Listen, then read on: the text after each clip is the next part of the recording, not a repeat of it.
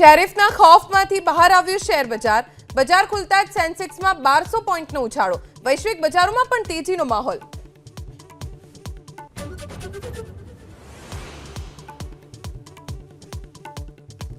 પાર્ટીમાં નવો પ્રાણ ફૂંકવા આજથી અમદાવાદમાં કોંગ્રેસનું રાષ્ટ્રીય અધિવેશન. આજે વર્કિંગ કમિટીની બેઠક, કાલે સંમેલન. સંગઠનમાં બદલાવ પર થશે ચર્ચા.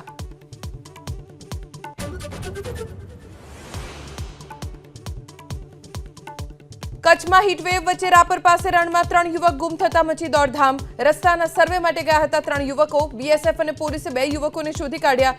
ઇજનેરની હજુ ભાળ ન મળતા ડ્રોનની લેવાઈ મદદ.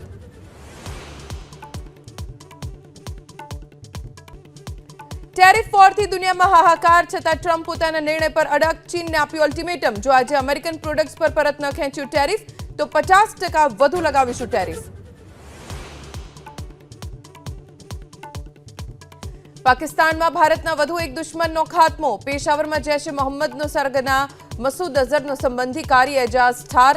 યુવાનોનું બ્રેન વોશ કરી આતંકી બનાવતો.